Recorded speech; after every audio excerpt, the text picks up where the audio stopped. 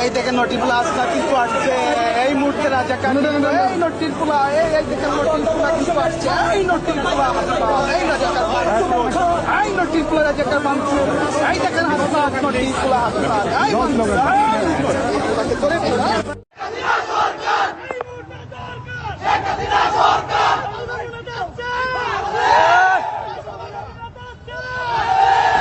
আওয়ামী লীগের দোসর 15 বছর রাজনীতি করছো, তোর তো 1 বছর ধরে খুঁজতেছি, তোর পাইতাছি না। তোর আজকে এখানে পাইছি, তুই এতদিন কই পলাই আসছিলি? আমার তো খবর দিল যে তুই এখানে লুকাই আছো। ভাই আমি আওয়ামী লীগের দোসর। ভাই মানে এই বেটা ভাই মানে ভাই মানে তোর নেতা কই? তুই ফ্যাসিস্ট, তুই ফ্যাসিস্টের ষড়যন্ত্র লিপ্ত। তোর নেতা কই? আমার কথা তোর কোনো কথা শোনা যাবে না।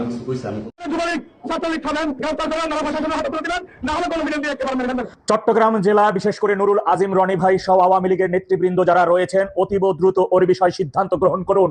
সুযোগ বুঝেই ওকে আবু সাইদ করে দিন। ও চট্টগ্রাম জেলা ফটিকছড়ি উপজেলাধীন নাজিরহাট পৌরসভার যুব দলের সাধারণ সম্পাদক কুখ্যাত সন্ত্রাসী আরাফাত তুষার। ও এই ভিডিওর মাধ্যমে ওর দলের সন্ত্রাসীদের নির্দেশনা দিতেছে, আওয়ামী লীগের যাদেরকে পাবেন হয় পুলিশে ধরাই দিন, তা না হলে পিটাইয়া মেরে ফেলুন। কত বড় ধৈর্যপূর্ণ কথা, কত বড় এই সন্ত্রাসী, এই কালপিট, এই মব সন্ত্রাসী। সুতরাং এই সন্ত্রাসীর বিরুদ্ধে জনগণকে সাথে নিয়ে আপনারা চট্টগ্রামের ফটিকছড়ি যারা রয়েছেন, চট্টগ্রামের আওয়ামী লীগের নেতৃবৃন্দ যারা রয়েছেন, ও একটা সময় একাকি ঘুরে কখন কোথায় যায়, কোথায় চাঁদাবাজি সন্ত্রাসী কর্মকাণ্ড করে। আপনার স্থানীয় পর্যায়ে ওর বিষয়ে দ্রুত সিদ্ধান্ত গ্রহণ করুন। পতিত সরকারের প্রধান শেখ হাসিনাকে ফিরিয়ে আনা কিংবা তার নিজের ফেরা, এই ব্যাপার নিয়ে আলোচনা যখন চতুর্দিকে উত্তেজনা তৈরি করছে, নানা রকমের বিশ্লেষণ হচ্ছে।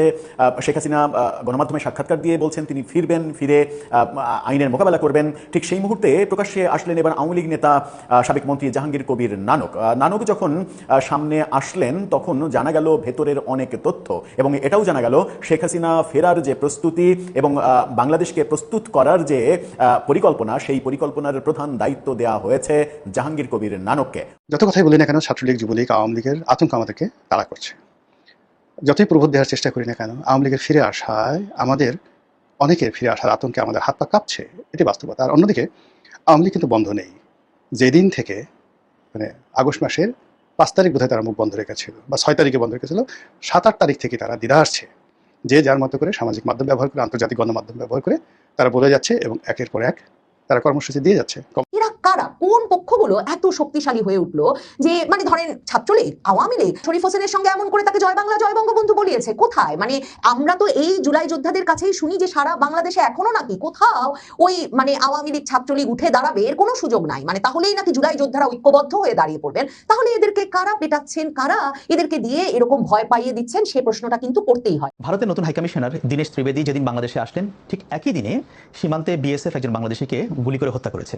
দীনেশ ত্রিবেদী বাংলাদেশে ঢুকে যেসব কথা বলেছেন সেগুলো নিয়েও নানা আলোচনা সমালোচনা হচ্ছে। তিনি বলেছেন যে তিনি বাংলাদেশ এবং ভারতকে আলাদা করে দেখছেন না, ভারতের 140 কোটি জনসংখ্যার সঙ্গে তিনি বাংলাদেশের আরও 20 কোটি অ্যাড করে দিচ্ছেন। এই কথাটার কি অর্থ?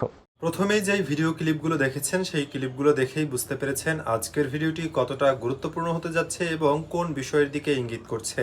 প্রথমে দেখা ভিডিওর সংক্ষিপ্ত যে অংশগুলো দেখেছেন সেই ভিডিওগুলো সম্পূর্ণ আপনাদেরকে দেখাবো।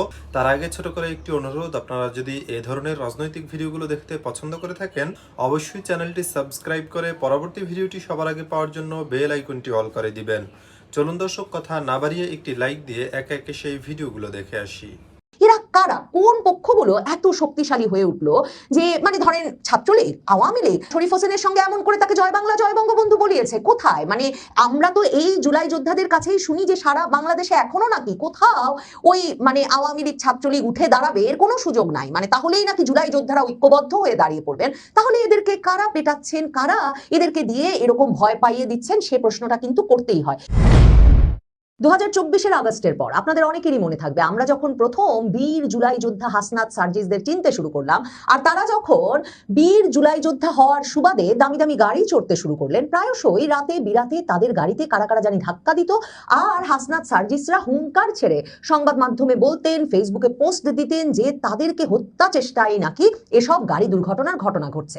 এরপর প্রায়শই হাসনাত আব্দুল্লাহ এসব বক্তৃতা দিতেন যে মৃত্যু পরোয়ানা মাথায় নিয়ে ঘুরছেন তারা, এই হাদির মৃত্যুর মৃত্যুর পরেও তারা বললেন যে রাষ্ট্রের কাছে শুধুমাত্র স্বাভাবিক মৃত্যুর গ্যারান্টি তারা চান, কারণ এই মৃত্যু পরোয়ানা নিয়ে যে জুলাই যোদ্ধাদের মাথায় রেখে চলতে হচ্ছে সেটা আর কিছুতেই মেনে নেওয়া যায় না। গত কিছুদিনেই দেখা যাচ্ছে হাই প্রোফাইল সব জুলাই যোদ্ধাদের মানে মার দেওয়ার ঘটনা ঘটছে, পেটানোর ঘটনা ঘটছে, বিবস্ত্র করে তাদেরকে দিয়ে রীতিমতো জয় বাংলা স্লোগান দেওয়ানোর ঘটনা ঘটছে। আবার কোনো হাই প্রোফাইল বীর জুলাই যোদ্ধা যারা পুলিশ সদস্যদেরকে পিটিয়ে মেরে আগুন দিয়ে ঝুলিয়ে রেখেছেন, এমন সব বীর যোদ্ধাদের কাউকে কাউকে নাকি ছাত্রদল পেটাচ্ছে।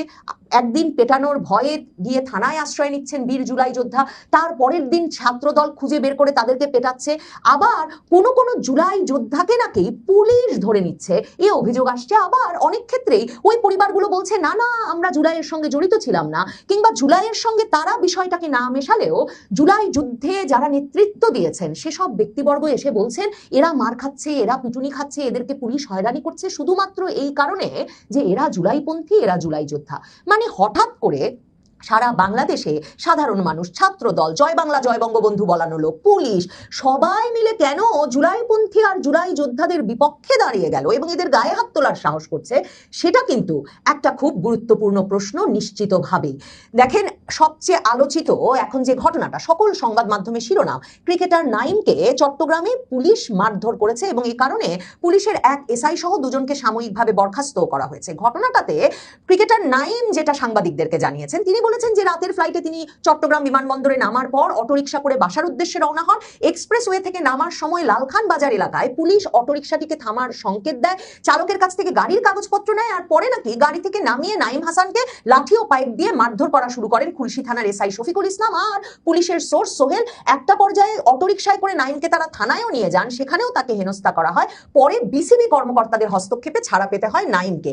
এবং নাইমের এই ঘটনায় নাইম যে বর্ণনা দিয়েছেন তাতে তিনি বলেছেন এমনকি শখানেক লোক জড়ো হয়ে পুলিশকে বারবার বলেছেন যে উনি নাইম, উনি বাংলাদেশের জাতীয় দলের ক্রিকেটার, তবু নাকি পুলিশ তাদের মার বন্ধ করেনি। এখন পুলিশ প্রথম আলোকে এ বিষয়ে ব্যাখ্যায় বলছে যে এ সময় তাদের কাছে খবর ছিল, গোয়েন্দা তথ্য ছিল যে এই অটোরিকশাটায় নাকি চোরাচালান হচ্ছে, সোনার একটা চোরাচালান আসবে সিএনজি চালিত অটোরিকশায় করে।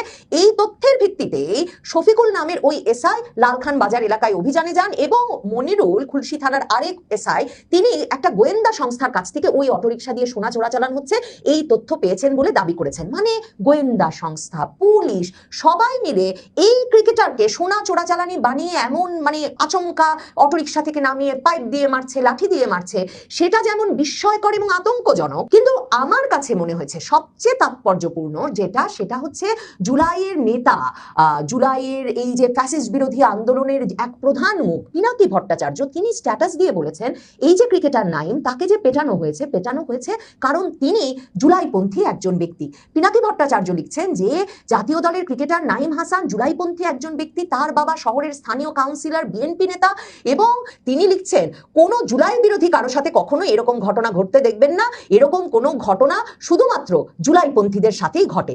এর আগে নেত্রকোনায় একটা ঘটনা ঘটেছে, জাহাঙ্গীরনগর বিশ্ববিদ্যালয়ের এক শিক্ষার্থী, তাকে হেনস্থা করার এক ভিডিও ছড়িয়ে পড়েছে, তার সাথেও কিন্তু মাদকের ঘটনা জড়িত।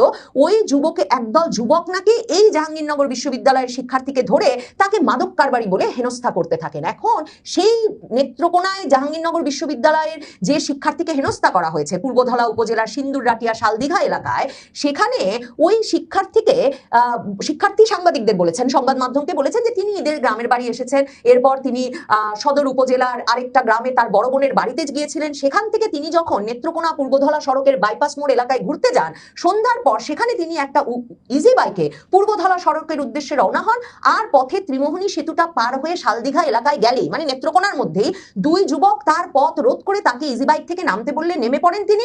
ওই যুবকেরা পরে তাকে মাদক কারবারি বলে হেনস্থা করতে থাকে। শরীফ হোসেনের ভাষ্য, এ সময় ওই দুইজনের সঙ্গে আরেকজন অংশ নেন, তিনজন মিলে তাকে মাদক কারবারি ও জুলাই যোদ্ধা ট্যাগ দিয়ে নির্যাতন করতে থাকেন। মুক্তিপণ হিসেবে তার কাছ থেকে 20,000 টাকা চাওয়া হয়, পরে তার সঙ্গে থাকা 500 টাকা ও বিকাশের মাধ্যমে 10,000 টাকা এনে মোট 10,500 টাকা তাদের দেওয়া হয়। ওই যুবকেরা যাওয়ার সময় শরীফের স্মার্টফোনটাও নিয়ে যান। এ সময় তাকে বস্ত্রহীন করে ভিডিও ধারণ করে ফেসবুকে ছড়িয়ে দেওয়া হয়। ছড়িয়ে পড়া ভিডিওতে দেখা গেছে শরীফ হোসেনকে বস্ত্রহীন করে বলানো হচ্ছে আমি একজন জুলাই যোদ্ধা, আমি আর জুলাই করতাম না, জুলাই ... মানে নিশ্চয়ই উচ্চারণ অযোগ্য কোনো শব্দ প্রথম আলো লিখতে পারছে না। আমি আগে ভুল করছি ছাত্রদের পক্ষে থাকা, জয় বাংলা জয় বঙ্গবন্ধু। এ সময় বস্ত্রহীন অবস্থায় শরীফকে কাঁদতে দেখা যায়। এই ভিডিওটা ভাইরাল হয়ে গেছে। এখন এই জুলাই যোদ্ধা হিসাবে যাকে ক্ষমা চাওয়ানো হয়েছে সেই শরীফ হোসেন বলছেন, আমার কোনো শত্রু আছে বলে আমার জানা নাই, আমি কোনোদিন কোনো রাজনীতির সঙ্গেও জড়িত না, আমি জুলাই আন্দোলনের সঙ্গেও কখনো জড়িত ছিলাম না, আমি এখন নিরাপত্তাহীনতায় ভুগছি, বলতে পারেন এক রকমের ট্রমার মধ্য দিয়ে যাচ্ছি। শরীফের বড় বোনের স্বামী উজ্জ্বল খানও বলছেন যে তার এই শরীফ নিরীহ প্রকৃতির ছেলে, তিনি জুলাই আন্দোলনের সঙ্গে জড়িত নয়, মিথ্যা জুলাই যোদ্ধা ট্যাগ দিয়ে যারা এরকম নির্যাতন করছে তাদেরকে যাতে চিহ্নিত করে শাস্তি আওতায় আনা হয়। এরা কারা, কোন পক্ষগুলো এত শক্তিশালী হয়ে উঠলো যে মানে ধরেন ছাত্রলীগ, আওয়ামী লীগ শরীফ হোসেনের সঙ্গে এমন করে তাকে জয় বাংলা জয় বঙ্গবন্ধু বলিয়েছে? কোথায়? মানে আমরা তো এই জুলাই যোদ্ধাদের কাছেই শুনি যে সারা বাংলাদেশে এখনো নাকি কোথাও ওই মানে আওয়ামী লীগ ছাত্রলীগ উঠে দাঁড়াবে এর কোনো সুযোগ নাই, মানে তাহলেই নাকি জুলাই যোদ্ধারা ঐক্যবদ্ধ হয়ে দাঁড়িয়ে পড়বেন। তাহলে এদেরকে কারা পেটাচ্ছেন, কারা এদেরকে দিয়ে এরকম ভয় পাইয়ে দিচ্ছেন, সে প্রশ্নটা কিন্তু করতেই হয়। এই নেত্রকোনাতেই কিন্তু আবার দুর্বৃত্তরা জুলাই স্তম্ভেও আগুন দিয়েছে। এবং আজকেই যদি পত্রিকা দেখবেন এই নেত্রকোনার পূর্ব ধলায় ছাত্রলীগের ঝটিকা মিছিল অনুষ্ঠিত হয়েছে। কারো মুখে কোনো মাস্ক নাই, কারো কোনো ভয় ডর নাই, এরা আবার সেই ছবি চারদিকে ছড়িয়ে দিয়েছে এবং পতাকা হাতে নিয়ে রীতিমতো ছাত্রলীগ এই পূর্ব ধলায় কদিন আগে যেখানে এরকম একটা ঘটনা ঘটেছে, পুলিশের অভিযান চলছে কারা হেনস্থা করেছে জুলাই যোদ্ধাকে বের করতে, সেই জায়গায় আবার ছাত্রলীগ একটা মিছিল নামিয়ে ফেলেছে। সবচেয়ে মানে বিচিত্র ঘটনা ঘটেছে মানে হবিগঞ্জে এক ভয়াবহ ঘটনার খবর কিন্তু আমরা 2024-এর বীরত্বপূর্ণ আগস্টের প্রায় বছরখানেক পর বিবিসি বাংলার অনুসন্ধানে জেনেছিলাম যে ওখানে নাকি সাধারণ জনগণ পুলিশের উপর ক্ষুব্ধ হয়ে পুলিশকে সিরাজগঞ্জের এনায়েতপুর থানার মতো মানে যত পুলিশ ভেতরে আছে সবাইকে পুড়িয়ে পিটিয়ে মারবে বলে থানা ঘেরাও করে ফেলেছিল এবং সেনাবাহিনী হবিগঞ্জের ওই বানিয়াচং থানায় পুলিশকে রক্ষায় সেখানে জনগণের সাথে অনেকক্ষণ আলাপ করে তারপর একজন হিন্দু পুলিশ অফিসারকে রেখে সেখান থেকে চলে এসেছিল, যাতে ক্ষুব্ধ সাধারণ জনগণ শুধুমাত্র ওই হিন্দু পুলিশ অফিসারকে পিটিয়ে পুড়িয়ে মেরে তাদের ক্ষোভ দমন করতে পারে। এখন এবছরের জানুয়ারি মাসে খবর আসে যে ওই যে ক্ষুব্ধ সাধারণ জনগণ যারা কিনা এসআই সন্তোষকে হবিগঞ্জের বানিয়াচং থানায় পুড়িয়ে মেরেছিল, সেই বীরদের একজন, বীর জুলাই যোদ্ধাদের একজন মাহাদি হাসান, তিনি হবিগঞ্জ জেলার শায়েস্তাগঞ্জ থানায় গিয়ে ওসিকে হুমকি দিয়ে বলেছিলেন যে বানিয়াচং থানা কিন্তু আমরাই পুড়িয়ে দিয়েছিলাম, এসআই সন্তোষকে কিন্তু আমরা জ্বালাই দিয়েছিলাম। এবং এই হুমকি দেওয়ার পর তিনি সারা বাংলাদেশে তার সেই হুমকির ভিডিও ছড়িয়ে পড়ে বীর জুলাই যোদ্ধা মাহাদি হাসান তখন আরো বড় বীর এবং তারকায় পরিণত হন জুলাইপন্থীদের মধ্যে। এখন সেই মাহাদি হাসানকে কিনা হবিগঞ্জে ছাত্রদল পেটাতে পারে এই আশঙ্কায় তাকে লাইভে আসতে হয় এবং লাইভে এসে তিনি দৌড়াতে দৌড়াতে কোনো মতে থানায় গিয়ে আশ্রয় নিয়ে নিজের এক রকমের মার খাওয়া থেকে নিজেকে রক্ষা করেন এবং তখন আবার সংবাদ মাধ্যমগুলো খবর করে সেই মাহাদি এবার আশ্রয় নিলেন থানায়, মানে যিনি এসআই কে পোড়ান, যিনি আবার অন্য ওসিকে বলেন যে অন্য থানা আমরা পুড়াইছি, অন্য থানার এসআই আমরা জ্বালিয়ে দিয়েছি, সেই ব্যক্তিকেই কিনা এখন প্রাণ ভয়ে থানায় আশ্রয় নিতে হচ্ছে। এই নিয়ে এক রকমের হাস্যরসাত্মক সংবাদ শিরোনাম যখন বাংলাদেশের সংবাদ মাধ্যমগুলো করছে, কিন্তু তার পরের দিন মাহাদি হাসান আর বাঁচতে পারেন না। দেখা যায় যে ডিসি অফিসের সামনে হবিগঞ্জ জেলা প্রশাসকের কার্যালয়ের সামনে 5-6 জনের একদল তরুণ এই মাহাদি হাসান বীর বিক্রমের গায়ে হাত তোলে এবং জুলাই যোদ্ধা এই তরুণকে মারধরের পর তাকে কিনা আহত হয়ে হাসপাতালে যেতে হয়। মানে বাংলাদেশে জুলাই চেতনাটা কত নড়বড়ে হয়ে পড়েছে যে হবিগঞ্জের মতো জায়গায় এই জুলাই পন্থীদের একই জোটভুক্ত ছাত্রদল কিনা বীর জুলাই যোদ্ধা মাহাদি হাসানকে মেরে পাঠিয়ে দিয়েছে হাসপাতালে, অথচ এই জুলাই যোদ্ধা মাহাদি এর আগের দুদিন থেকে বারবার ফেসবুকে লাইভে এসে বলছেন তাকে ছাত্রদল পেটাতে পারে। এসব ঘটনায় এটা পরিষ্কারভাবে বোঝা যাচ্ছে যে কিছু একটা ঘটছে, কোনো একটা এমন পালাবদল ঘটে গেছে যে এই জুলাই যোদ্ধাদের এই বীরত্বকে সম্মান তো সাধারণ মানুষ, পুলিশ প্রশাসন, অন্য রাজনৈতিক দল কিংবা তাদের নিজেদের মধ্যেরই পক্ষ বিপক্ষ দলগুলো করছেই না, এমনকি এদের গায়ে হাত তুলতেও কেউ আর ভয় পাচ্ছে না। তার মানে এরা যে আশঙ্কা করেছিলেন, হাসনাত আব্দুল্লাহ সার্জিসরা যে ওই যে 24 আগস্ট থেকেই বলতেন কে জানি তাদের মারতে চলে আসে, কখন জানি তাদের মৃত্যু হয়ে যায়, এখনো নাসিরউদ্দিন পাটোয়ারি সারা বাংলাদেশ দাপড়ে কথাই বলছেন কখন জানি কে তাদের মেরে ফেলেন। এখন দেখা যাচ্ছে মেরে ফেলার ভয়ের পাশাপাশি মার খাওয়ার ভয়টাও ভীষণভাবে বাস্তব হয়ে উঠছে জুলাইপন্থীদের জন্য, জুলাই যোদ্ধাদের জন্য।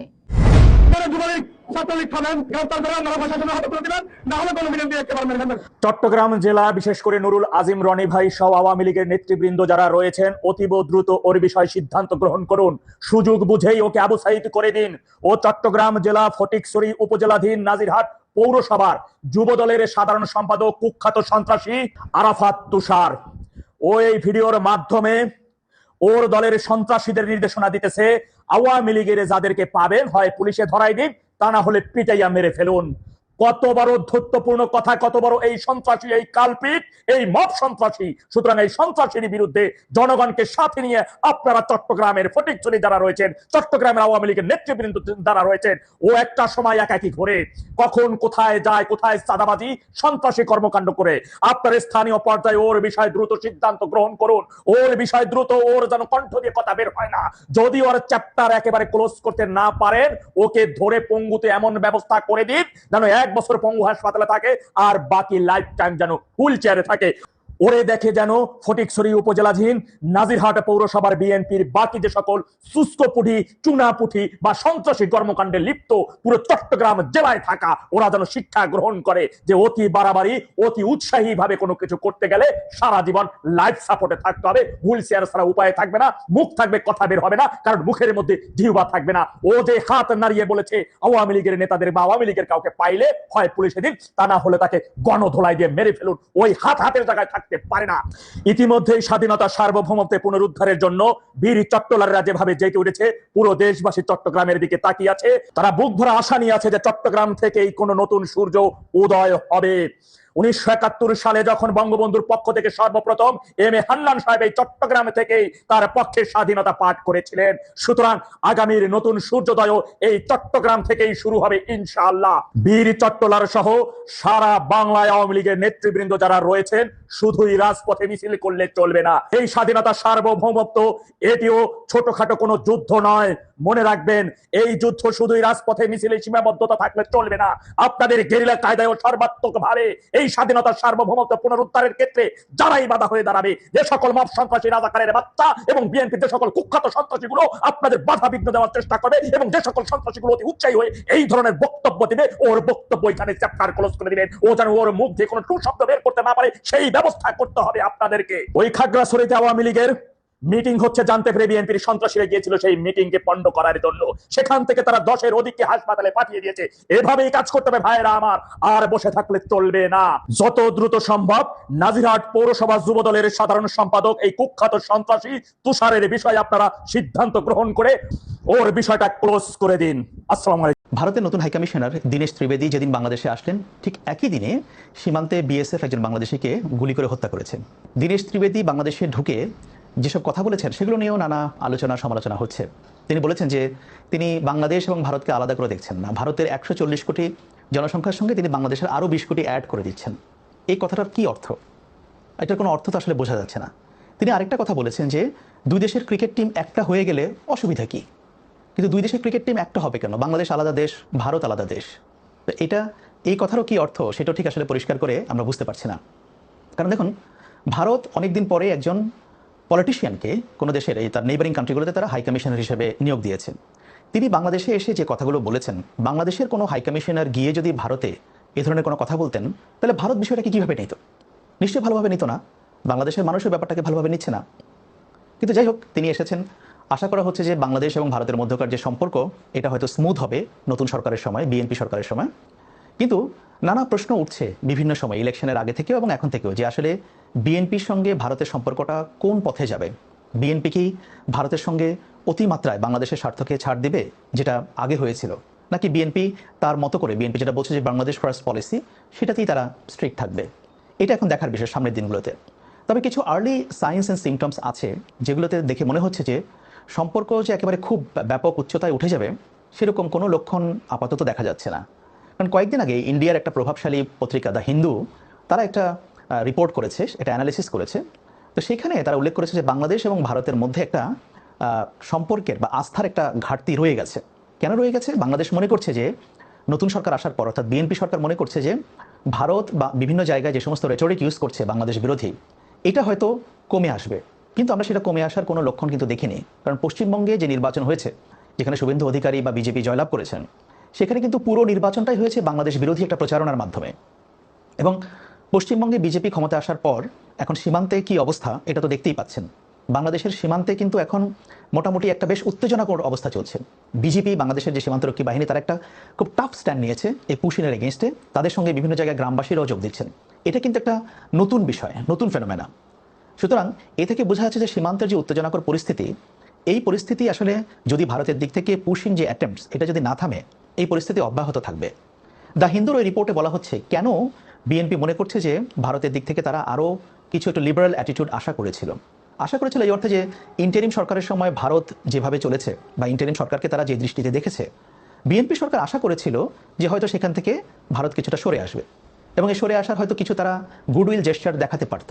এটা according to Hindu news paper, তারা বিএনপির নেতাদেরকে কোট করে বলছেন কি দেখাতে পারতো, ভারত হয়তো যে ভিসা রেস্ট্রিকশন যেটা দিয়েছে, বাংলাদেশিদেরকে ভিসা দিচ্ছে না বা কম দিচ্ছে অনেক, এটাকে হয়তো উন্মুক্ত করা। তারপরে যে ট্রান্সশিপমেন্ট, ইন্ডিয়াতে যে গুডস যাওয়া, বাংলাদেশি পণ্য ইন্ডিয়াতে ঢোকার ব্যাপারে যে বিধিনিষেধ আরোপ করা হয়েছে, এগুলোর ব্যাপারে যদি তারা একটা নমনীয় ভাব দেখাতো বা এইগুলোকে তারা তুলে নিত, তাহলে হয়তো বর্তমান সরকার একটা কনফিডেন্স পেত যে হ্যাঁ, তারা হয়তো ভারতের সঙ্গে একটা ভালো সম্পর্ক তৈরি করতে।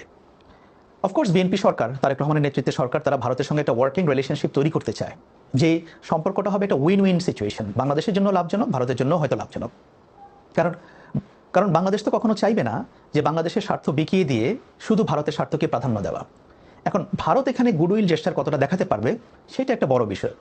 তবে বিভিন্ন লেখা, ভারতের যারা অ্যানালিস্টরা আছেন তাদের লেখা দেখে মনে হচ্ছে যে ভারত সামনের দিনগুলোতে কিছু দর কষাকষি করবে এবং বাংলাদেশের কিছু বিষয় নিয়ে ভারতের বেশ আপত্তি আছে।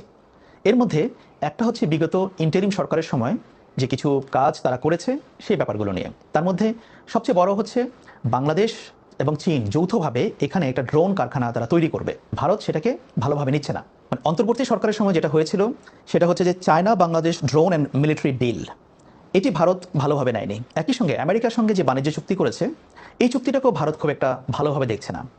ভারতের বিভিন্ন বিশ্লেষকরা বা বিভিন্ন জায়গায় যে লেখাজোখাগুলো হচ্ছে, তারা মনে করছেন যে এই দুটো বিষয় নিয়ে বাংলাদেশের সঙ্গে তাদের ডিপ্লোম্যাটিকলি আলোচনা করার প্রয়োজন আছে।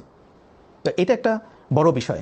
এবং একই সঙ্গে বিগত ইন্টারিম সরকারের সময় পাকিস্তানের সঙ্গে যে কিছু পদক্ষেপ নেওয়া হয়েছিল, যেমন পাকিস্তানের সঙ্গে সরাসরি ট্রেড লিঙ্ক স্থাপন করা, ঢাকার সঙ্গে ইসলামাবাদে সরাসরি ফ্লাইট চালু করা এবং বাংলাদেশ এবং পাকিস্তানের মধ্যে উচ্চ পর্যায়ের মিলিটারি যে বৈঠক হওয়া, এগুলোকে ভারত ভালোভাবে নিচ্ছে না। এখন সমস্যা হচ্ছে বাংলাদেশ কি করবে? বাংলাদেশ তো একটা স্বাধীন রাষ্ট্র।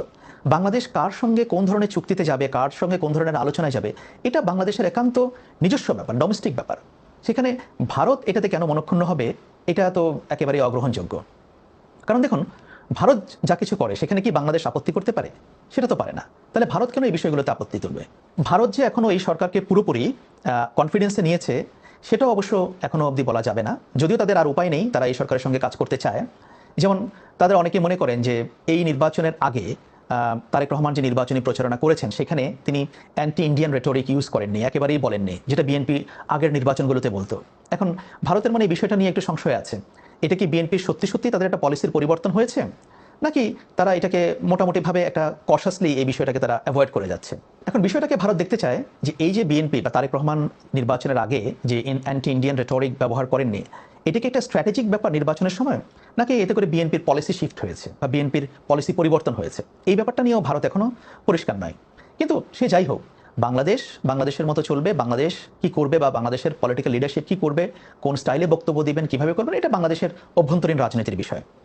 এবং ভারতের আরেকটা আশঙ্কা আছে যে জামায়াত ইসলামের উত্থান, এই নির্বাচনে জামায়াত ইসলামী যত ভোট পেয়েছে এবং বিশেষ করে যে আসনগুলো তারা পেয়েছে সেগুলো হচ্ছে খুলনা, রংপুর এবং রাজশাহীর যে আসনগুলো, এবং জামায়াত ইসলামী যে আসন পেয়েছে এইসব বিভাগে তার 70% আসন তারা পেয়েছে, যেটা হচ্ছে সীমান্তবর্তী এলাকা। তো এই জামায়াত ইসলামের উত্থানকে, এই সীমান্তবর্তী এলাকায় ভোট বেশি পাওয়া, আসন বেশি পাওয়া, এটাকে ভারত একটা সিকিউরিটি থ্রেট হিসাবে মনে করছে। ব্যাপারটা অনেকটা হাস্যকর হতে পারে। বাংলাদেশের মানুষ যাকে মনে করেছে তারা ভোট দেবে, তাকে ভোট দিয়েছে, সেটার সঙ্গে ভারতের সিকিউরিটি থ্রেট কোত্থেকে আসবে এটা অনেকেই বুঝতে পারছেন না। এবং এখানে আরেকটা বড় প্রশ্ন সামনের দিনগুলোতে আসবে, সেটা হচ্ছে আওয়ামী লীগের প্রশ্ন। অর্থাৎ নতুন সরকার, তারেক রহমানের নেতৃত্বে সরকার আওয়ামী লীগকে কীভাবে ডিল করবে। আওয়ামী লীগের শীর্ষ নেতৃত্ব এখন যেহেতু ভারতে অবস্থান করছে, তারা কি ভারতে অবস্থান করে বাংলাদেশে বিভিন্ন কর্মকাণ্ড পরিচালনা করার চেষ্টা করবে? সেটা যদি করে, এটা বর্তমান সরকারের জন্য একেবারেই স্বস্তিদায়ক হবে না। তবে বিষয়টা নিয়ে ভারতের কোনো বিশ্লেষকরা তারা পরামর্শ দেওয়ার চেষ্টা করছেন যে আসলে ইন্ডিয়া আওয়ামী লীগকে ভারতের ভূমি ব্যবহার করে বাংলাদেশের নতুন সরকারকে ডিস্টার্ব করতে পারে এমন কোনো কাজ তারা করতে দিবে না। এখন বাস্তবতা কী দাঁড়াবে সেটা অন্য বিষয়। আমার কাছে মনে হয় যে ইন্ডিয়া আওয়ামী লীগকে অলওয়েজ একটা বার্গেনিং চিপ হিসেবে ব্যবহার করবে। আর আগের যে কথাগুলো বলেছি, ইউনূস সরকারের সময় চায়নার সঙ্গে ডিল, পাকিস্তানের সঙ্গে সম্পর্ক, আমেরিকার সঙ্গে বাণিজ্য চুক্তি, এগুলোকে কিভাবে নিউট্রালাইজ করা যায়, ভারত এই চেষ্টা সবসময় করবে। এর একটা বড় পরীক্ষা হবে সামনের দিনগুলোতে, আগামী ডিসেম্বরে, যখন গঙ্গার পানি চুক্তি নবায়ন করার প্রশ্ন আসবে। কারণ এই গঙ্গার পানি চুক্তি নবায়ন করার বিষয়টিকে ভারত একটা বড় দর কষাকষির বিষয় হিসেবে তারা ব্যবহার করবে। এখন বিএনপি সরকারকে ভারতের সঙ্গে নেগোশিয়েট করে আওয়ামী লীগ এর আগে 1996 সালে যে চুক্তি করেছিল সেটার চেয়ে ভালো চুক্তি করতে পারবে নাকি একই চুক্তি করবে, এটা একটা বড় দেখার বিষয় হয়ে থাকবে।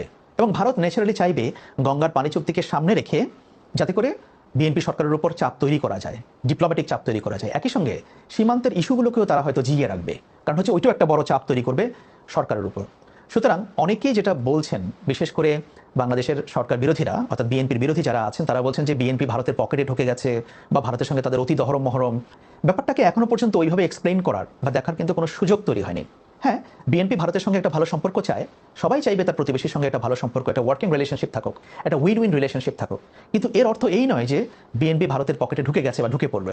এর একটা বড় উদাহরণ তো বললাম যে হিন্দু যে রিপোর্টটা করেছে, দ্য হিন্দু, যেখানে একটা ট্রাস্ট ডেফিসিটের কথা তারা বলছে এবং বিএনপি কিভাবে দেখছে, তো এই বিষয়গুলোকে মাথায় রাখতে হবে। সুতরাং তারেক রহমানের নেতৃত্বাধীন সরকারের বড় পরীক্ষা কিন্তু সামনে আসছে ভারতের সঙ্গে সম্পর্ক উন্নয়নের যে ব্যাপারটা গঙ্গার পানি চুক্তিকে কেন্দ্র করে। দেখা যাক সামনের দিনগুলোতে কোন দিকে যায়। তবে এখনো পর্যন্ত যা বোঝা যাচ্ছে সম্পর্ক মোটামুটি স্বাভাবিক হওয়ার পথে, কিন্তু এটা যে একেবারে ব্যাপক উচ্চতায় উঠে যাবে অতি দ্রুত এমনটা আশা করার কোনো কারণ আমি আপাতত দেখছি না। এই ভিডিওগুলো দেখছিলেন, এ সম্পর্কে আপনাদের কোনো মতামত থেকে থাকলে অবশ্যই আপনাদের মূল্যবান মতামত আমাদের কমেন্টে লিখে পাঠাবেন। ভিডিও ভালো লাগলে চ্যানেলটি সাবস্ক্রাইব করে আমাদের সাথেই থাকতে পারেন। এতক্ষণ সাথে থাকার জন্য ধন্যবাদ।